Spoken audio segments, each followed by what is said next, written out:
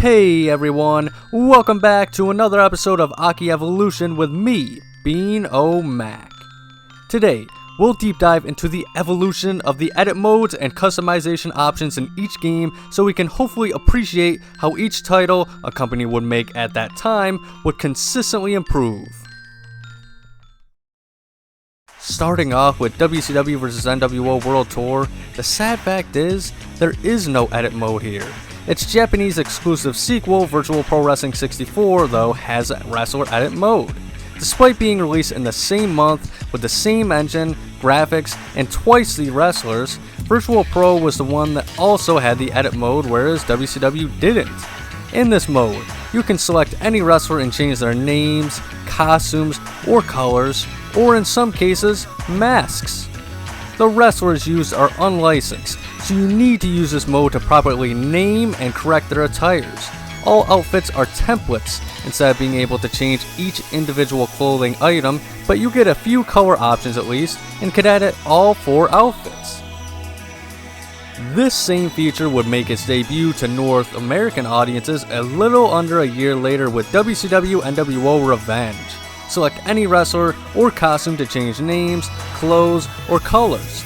Some masked wrestlers have extra mask colors again, but the color options have been reduced from 3 to only 2 for the preset designs.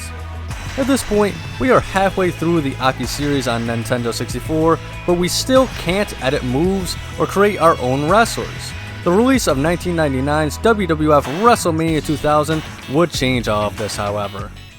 The edit modes would expand exponentially with this release. You can still edit pre-existing superstars, but with so much more depth.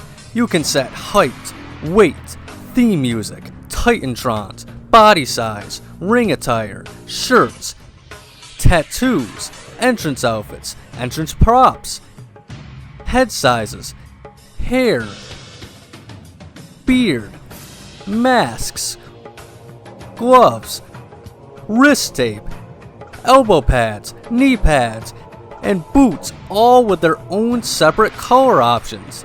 On top of that now, you can create up to 16 original wrestlers.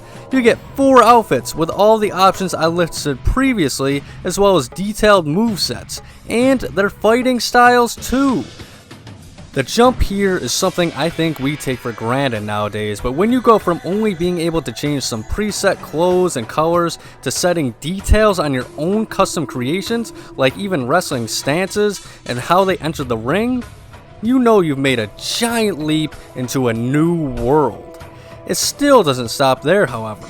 Before starting a match in free play, you can set up to 8 belts. It's primitive, and really, this feature barely qualifies as creation, but you name and then select a pre-made template design from the WWF.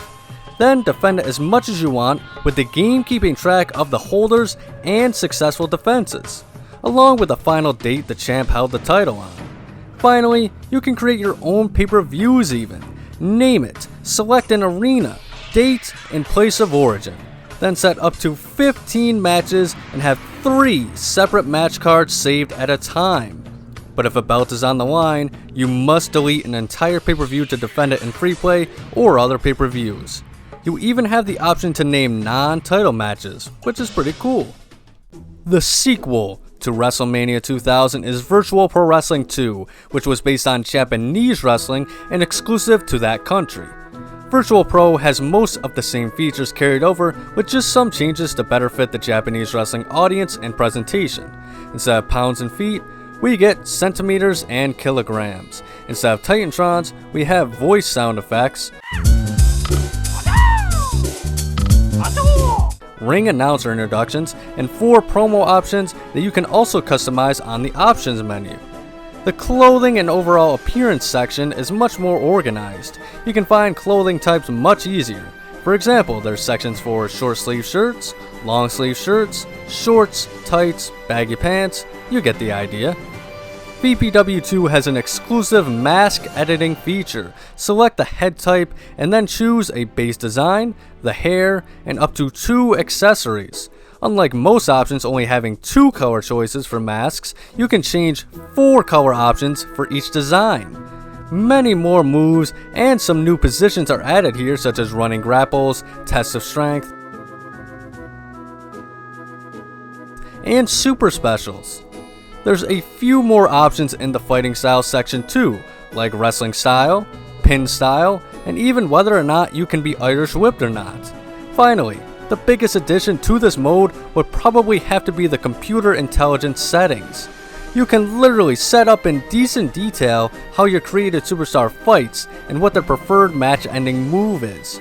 All this signifies, to me at least, that Virtual Pro Wrestling 2 took what started in WrestleMania 2000 and added more detail and finesse to the already in-depth experience. Finally, we have WWF No Mercy. This was the final entry in the N64 AKI series. Most was carried over from both games. Creative pay-per-view has been downgraded though. You can only have one event saved at a time. You name it still along with the town, arena, and then select the amount of matches, which can range from 1 to 15. Unfortunately, that's not all that has been downgraded, since the create a belt feature from the two previous titles has been removed completely. Since this is a WWF game, you don't select voice clips or announcer intros for your wrestler, and even the promo options are gone. But we do have a new alias naming feature for entrance plates. Titantrons return from Mania 2000 and do look a tad better.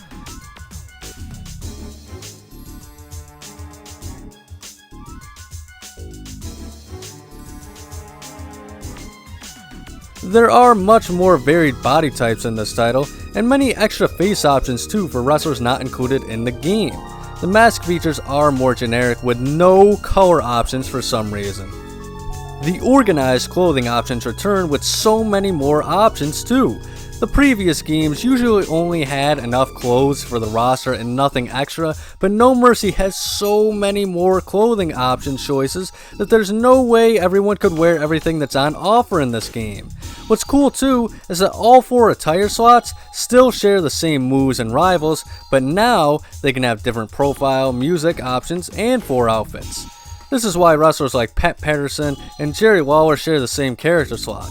In moves, we have many new positions for finishers, but they took away the ability to set super finishers or what move your opponent does when they steal your finisher. Fighting style choices have also been simplified to a degree, and no more custom AI settings. So there's a few new features, but it is clear some sacrifices had to be made for other aspects of the title, but that's not to say fans like me still don't spend hours at a time crafting our own personal recipes for our superstars in the making.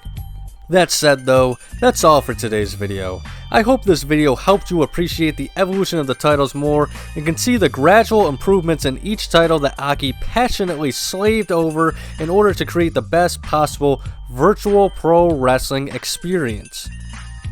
Thank you guys for watching, and if you enjoyed, like and subscribe to me, Bean O Mac, for more AKI content every single Sunday. I play AKI games every Saturday, non-AKI wrestling games every Wednesday, and non-wrestling games every day on my Let's Play channel, Bean O Max, which is in the description below. Ring the bell to be notified, but above all else, please remember to have a nice day.